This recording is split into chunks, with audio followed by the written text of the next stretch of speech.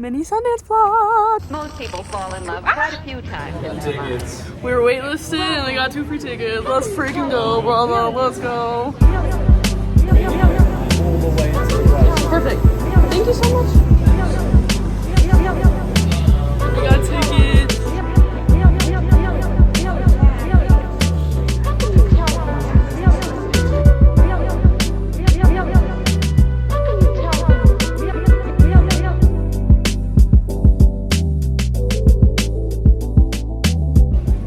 Watching. It's called Take Me Home. It was a good, we'll do a little review, but they're taking us to go to the live Q&A to go talk to the director, which is super cool.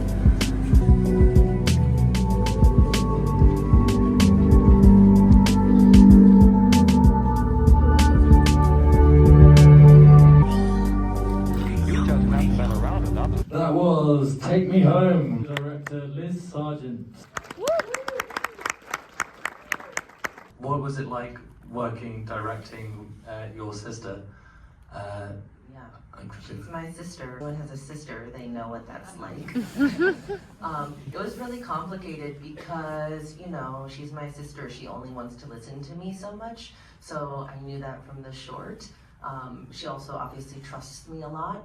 We filmed this in my parents' home, so she had that shortcut. Acting coach and accessibility producer. And so it was really, I went in with everyone, even like the script consultant and the producers would jump in and sort of motivate her when I knew I couldn't. I'm protective of her, which was awesome because the crew just like truly loved her as much as I do, but also She was absolutely amazing. started directing her and directing me, and I was like, there's one director here. In a way, hopefully it feels intentional that I want you to be a little bit confused. Yeah, I just had a question. What was the most difficult scene to film? Whether it was because of acting or location or any sort of that? All of them. Yeah. But I think in the end we hit a groove with the crew and with the whole team about how we were going to make this film and how we got the magic out of Anna. And what's incredible is, you know, the scene with the guy, Shane. We had like a lightning strike and we had to shut down. Like the whole shoot was a big pain in the something. Anna was trapped in a holding with all the boys and Shane, and she was playing basketball with them, and she bonded, and she was just like in love with them. Hey vlog! Hola. We finished watching Take Me Home by Liz Sargent. Great. All I will say before we get into it, we were able to watch this film for free. We originally waitlisted for it, so we're like, hey, we'll go to the theater and then see if we get it or not, whatnot. And then so we're like, okay, we get in there and we're like, hey, we're here for the wait list for Take Me Home. And they're like, oh, here you go. You can just have these. 2 free tickets. 2 free tickets. There you go. Yeah. Normally tickets are like $35, but thanks. And they ushered us to the theater. It was nice. We had a little popcorn and then we sat down and watched it. And yeah, I guess we went to the review. I thought it was really good. It was good. Really emphasizes like never judge a book by its cover, because that was not the kind of film I didn't really know what I was getting into. I was just like, free film, let's do this. It won an award for best screenwriting, I think. Is that right? I believe so. It was about a adoptee from Korea who has a disability. Her parents are this like elderly couple who are not fit to raise her. The mom passes away. Spoiler alert. I'll just say I'll preface this. Skip this if you don't want spoilers. The mom dies and then the grandpa is dementia and he can't take care of her. My thoughts, I thought it was a very quiet film in a great way. I thought it was intimidating in the sense of like, this is really just a glimpse of the reality of caretakers of disabled children, or, you know, disabled people of any spectrum. I thought that everything they touched on was beautiful, and showing the relationships and showing like how disabled children are capable of doing things and how they aren't capable of doing things, and how some of them on different levels cannot be left alone. It really gives homage to the people who do have to take care of them, the strength that they need to have, and the patience that they need to have dealing with meltdowns, dealing with hard days. Yeah, patience and strength that they have to go through with it. And I thought it was a beautiful film. I really liked the sequence B-roll shots, the establishing shots. I thought really made the film feel like isolating. In a sense, it made me feel uncomfortable in a great way. I don't know, they had a lot of different scenes in there that made me feel overstimulated by the amount of like flashing lights and sounds, and acting felt really uncomfortable, and I know that that's what they were trying to convey, and so I thought that was great. The scene she's talking about almost felt like they were trying to depict schizophrenia in a way. The chaos, it felt like the score and the sound effects got even louder in that moment, and it just elevated the stress and the anxiety. It's a really hard-hitting moment in the film. Yeah, I thought it was a really soft-spoken, quiet film for most of it, and it has high moments of anxiety and just stress. It feels like I'm just watching a real-life situation. It doesn't feel like a movie for like a good part of it. You kind of get lost in scenes, and it feels like I'm just standing in the house watching this family like just live their lives in a sense. It doesn't feel like they're acting. It doesn't feel like there's a camera there. It doesn't feel like anything. It just feels like, it feels almost documentary-esque, but even with the documentary, they know that there's a camera there. It doesn't even feel like there's a camera there. For that, it was awesome. We got to speak with the director afterwards with a live Q&A. I asked her a question on what the most difficult scene was to film, and she replied with a funny quote saying that the easiest thing to film, because everything was difficult. One of the scenes towards the end with Anna with a bunch of boys, and it's kind of a scene where she kind of gets to step out of her comfort zone, where she feels almost like she's not trapped, but just can't really do anything she wants in her own home. Like her parents don't let her get popsicles and all these sorts of things, and she just feels like she's being held back a lot. So she has this scene of feeling free for a sec, and it's really awesome. Touching on what he said, I really liked how when she does say it feels like it's her diary as a documentary. I really liked because like what he said, where she saw how she interacted with these guys, behind the scenes. They wrote in scenes so it really was more like a documentary. She said that they wrote in scenes that they saw her interacting, like that was real for them, like that's how she really is. She also said a lot of the dialogue and screenwriting was a lot of improv from her, because they wanted it to be realistic and authentic, and they let the script have room for her to do that, because she actually is disabled in real life. I thought that was really great representation of families who do have disabled family members, or maybe even people who are are on the spectrum too. I thought it was great, like what we were saying about like the schizophrenia part, where a lot of these handicapped people have these big meltdowns, and I thought that was a really great representation. They can't think logically for themselves, and that's why they have caretakers to help them, and I thought that was really good to just like almost get a glimpse of maybe what they're feeling. They're feeling overstimulated. They don't know how to control themselves and calm themselves down. All in all, I thought it was a great film. I don't have any critiques, really. Do you? Not really. It probably wouldn't be a film I rewatch a lot. I mean, I could see maybe rewatching it if I could relate to it more. If you had a handicapped like sibling or something, or even a friend. But I don't really, so I just don't relate to it as much. Doesn't mean I didn't understand it and I didn't feel It's a great perspective. I feel like I know more about it now. It did that that good of a job. Just not a ton of replay value, but I don't know. Not every film has to be like that, but I feel like you lean towards the ones that do have replay value more. I feel like it did exactly what a documentary was supposed to do. give insight and help teach different perspective in its story. And I thought it was slow, and I felt like they couldn't, you know, really change the tempo on that. I felt like the tempo of the show was perfect for the film, but I feel like if you have a really short attention span or you don't really care, I feel like you'd have a hard time watching it. But if you lock in and then you watch it and you embrace the cinematography of it, I feel like you'd really enjoy it. Also, another positive, I really liked, it didn't spoon feed you a lot of information. Yes. A lot of movies do that, and it's fine. It's not every time it's a problem. Some movies need it if there's a lot of I information. feel like it almost didn't. It didn't at all. There's a lot of times. Great. A lot of times a scene would happen, and we just skip to another day, and You would know. Well, and you didn't even need to know. Yeah. Though it could be like, all right, it's the next day. You know, there's a lot of scenes that you might think are unnecessary because nothing necessarily happens like to like move the story, but it moves your understanding of the characters. The more and more you see these characters together in their house and wherever it is, the more you kind of understand them, and the more that the film kind of just comes together. So like, there's not, you know, they're not going on a journey. They're not doing they don't have something to accomplish.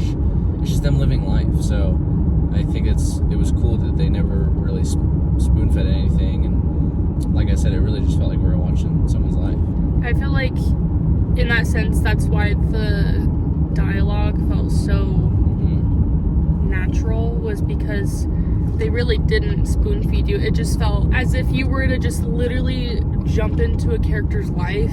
Yeah, I don't know how to explain it. They did not I feel like in their B-roll establishing shots, that was probably the best way to tell you what's going on in like the different scenes. Like there was a still of her baby picture on the nightstand, kind of emphasizing how she's adopted at a young age, and there's a shot of like how, you know, everything's all messy and cluttered, and it shows the state of the house, and then we see another shot of like a fly on the table and like more flies, and then you see that it's their life just feels empty. Their lives just feel really quiet and sad. It's a sad movie.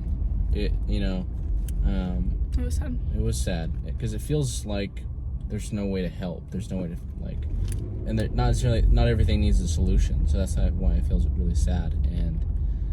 But it does a great job at it. So all in all, great film. It was a great film. I liked it. So yes. Free tickets. We also got free keychains. Dope. It says F yeah. And this is the girl that It's Anna. That's Anna playing herself basically. So Know what love really is? I don't know. That's right. You don't know. we found a random alleyway and did a little photo shoot. So what else do you do at Sundance other than take photo shoots? Also, a drunk man harassed me and told me to pose for him, so Julian over here being the little photographer dude. You know, the blood. candids. Little artiste. This is Sundance at night. It's a bunch of bars and stuff. Pretty. Sure.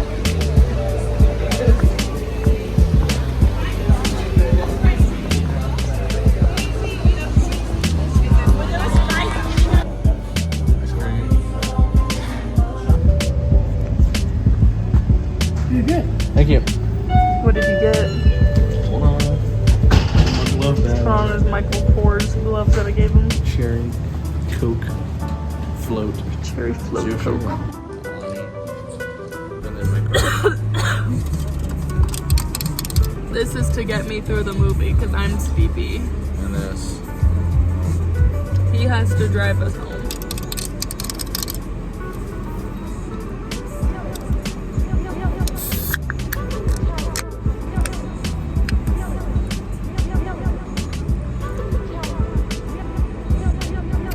Ooh, Chris. This is my second energy drink of the day. Sigh. We're excited though. pumped. This is our second movie of the night. It is about 11:20 right now, and this movie doesn't start until 11:55, till midnight. And it's not supposed to be done until like 2 a.m. It's late for us. There's a shiz ton of people. Do we need to go through that? It's going. It's flowing. Worth tickets. What is that? Is that waitlist, do you think? There's a crap ton of people in there. It's probably going into the theater. Most people fall in love quite a few times in their lives. Well, how can you tell when you really Oh, this film's gonna be crazy. I'm excited. Is this still vlog?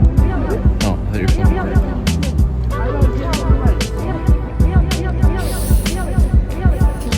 Oh, crispy. What's the taste test?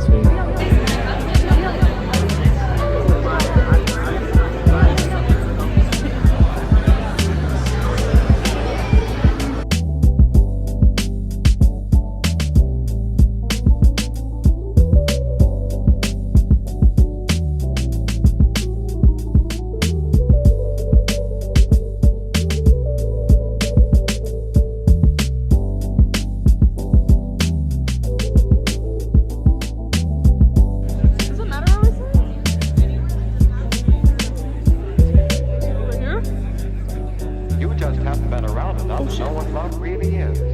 I don't know, Mom. That's right, you don't know.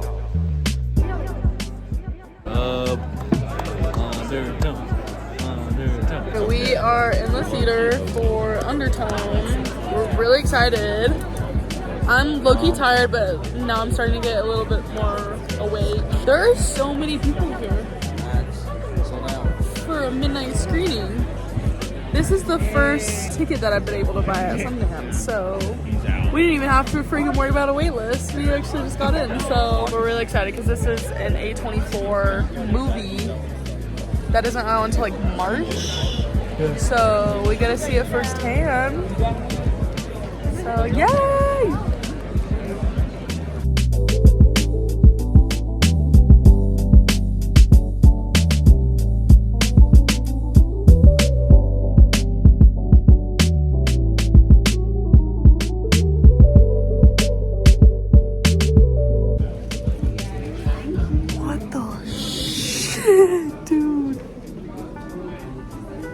Oh my gosh.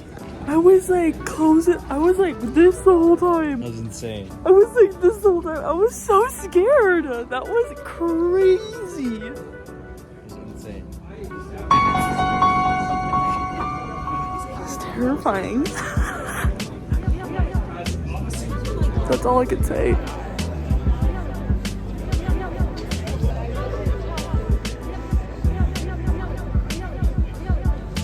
Insane.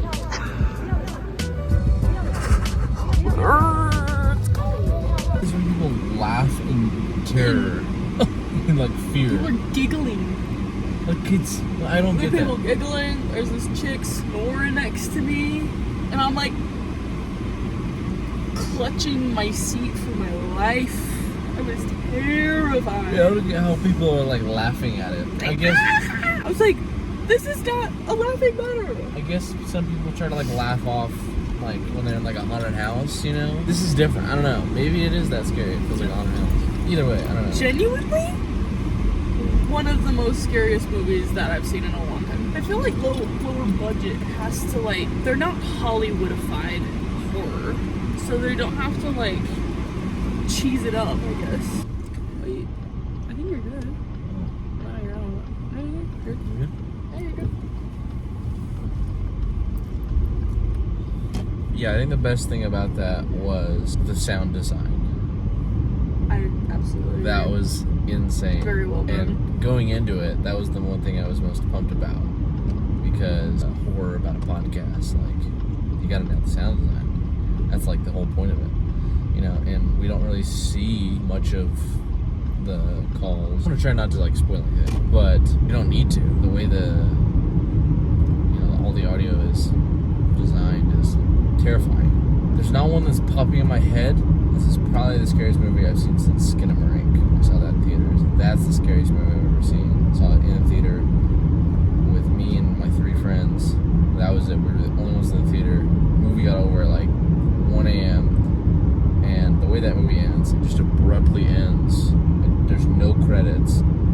a sudden the lights come on, and it was so freaky. And we walked out into the theater, and there was no one in the theater, like at all. And we legit ran out of the theater. It was ridiculous. This was same level of like tension. I got chills down my spine multiple times throughout the whole film. I don't know how you weren't like. I was so locked. I was so locked. For someone who like watches horror occasionally, like I love horror movies when it's done right and I actually get scared. That was really well done. To get me to be like this, the like 50% of the movie, you did it. I don't know their budget, but I feel like it had to have been. I mean, it's only like, 24. There's definitely some budget in it. No, for sure. But I feel like it was such a simple, like we didn't go anywhere. Like it takes place all at the house. Like you're stuck at the house and you watch like this story evolve, and like there's so many like foreshadowing stuff that if I were to watch it over again, I'd be like, oh, okay, I see. 500K. Okay, so Not crazy, but like it's still the small side, yeah. Which I feel Not like a low budget keeps indie, but yeah. the charm, Yeah. you know, and it keeps the charm of like the indie filmmaking, like, you know, the creative ideas to like genuinely scare. It's like all of the lore that they put into the movie. I would have to go back and double check for myself to see if that's true, but damn, they nailed the lore, they nailed the foreshadowing. Like I low-key could kind of maybe tell where the story was gonna go. I had no idea how it was gonna go down, and I was like, okay, so that's creepy as shit. Where are we going with this? I'm gonna hide. One thing besides the sound design that I thought they did really well on, and I hated, was the stupid cinematography, camera work, like intentionally trying to make you feel unsettled. Cause like there were so many camera pans into like the darkness. Like they intentionally like offset the main character to be right here and like a dark like pathway like all the way over there, and there's nothing there the whole time during at least I couldn't see. There was nothing, and there were so many takes like that I'm like, what the hell is gonna pop out? I have no idea. And then nothing does, and it's like they're intentionally trying to keep us on the edge of our seats. It's like the house is haunted, so it's almost like she's being watched. So I don't know, I felt unsettled. Two movies that do that also. One of them, Smile. That movie does that a lot. Yeah. A lot of slow pans. Not necessarily into like darkness, but a lot of slow pans that you kind of have to wait for. And then Skinamarink. It's not slow pans. I mean, there's a couple, but it's you looking into the darkness that almost that entire movie and using your imagination. Can you actually see something? Can you not? Can you turn up the exposure? Yeah, trying to see if there's something in there. And that whole time you're so focused. You're like, what is that? Boom! Boom, that's when they get you with the scares. And then the sound design works so well with it to just be like jump scare. Like it's like Oh my god, the jump scares were it was funny. beautifully edited. Like you said, like it's a podcast like centered. I really loved how they played with silence and like noise cancellation with the headphones. I don't know, they're really creative with the story, and I thought it did really well. It's crazy because like you don't see what's going on like at all. You have to like make it up in your mind with these, and you don't even need to. Like it's so well done. I feel like there wasn't a lot of action. Like there was a lot of like surrounding stuff, like elements, but there wasn't like any one-on-ones with,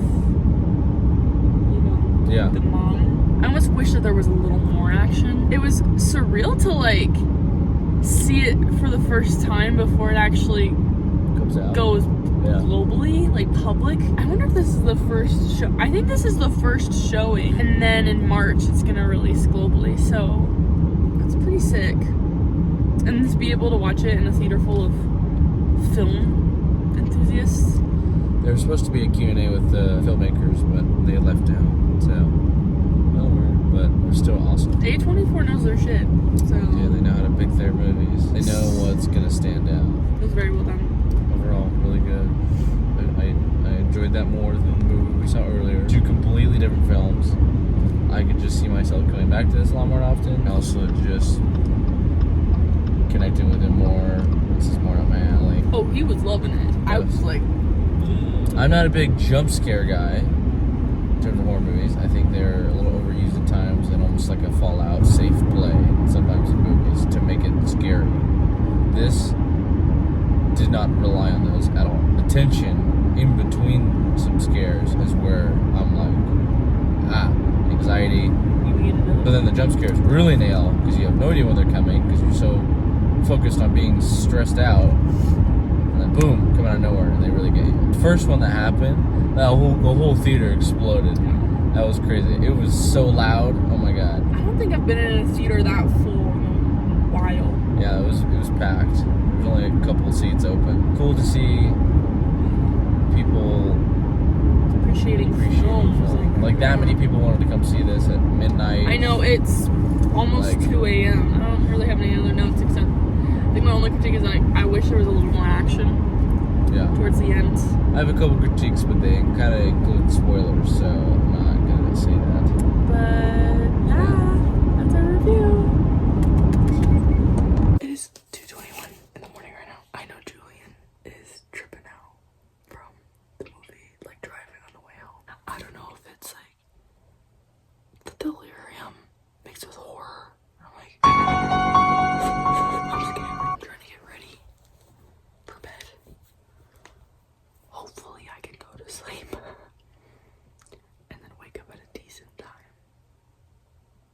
But I'm a little freaked out, so good night, guys.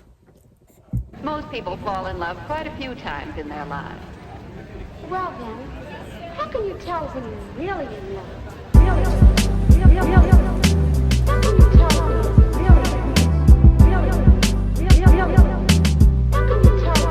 you're We got Chip, and we want to do a little taste test. What'd you get? Normal, OG chocolate chip. I got like this Biscoff chip. There's like crushed Biscoff pieces in it and white chocolate. So.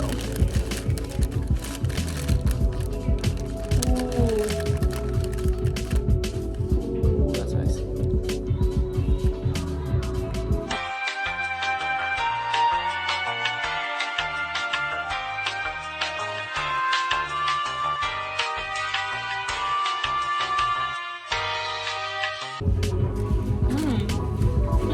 What cookies did you guys get? I got Biscoff. How would you rate it? I haven't tried it yet. Stop. Try it. 8.1. I'm going with a 9. It's a bougie cookie. I agree. That's right. You don't know.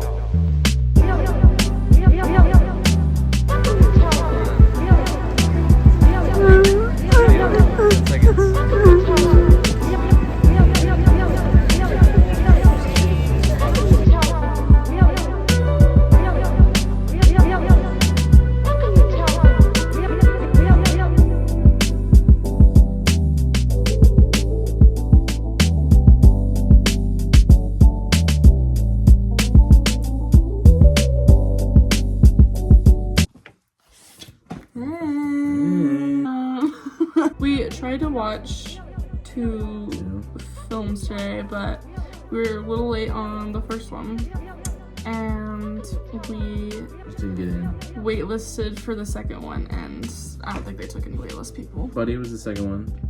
The first one was,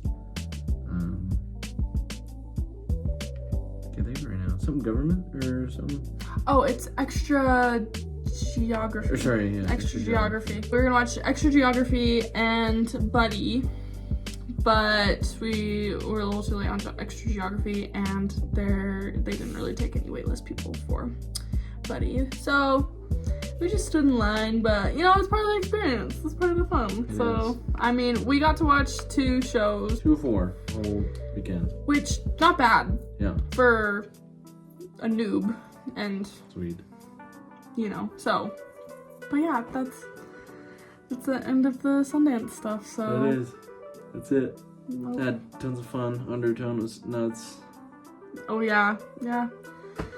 I'm sad that they're moving it because we're close enough to Park City to go to it, but it's like not really Boulder, Colorado. So, but I mean, we enjoyed it while we were able to go, so that's all that matters. But thanks for following along on our little mini Sundance vlog. It's kind of just chill, but I hope you enjoyed.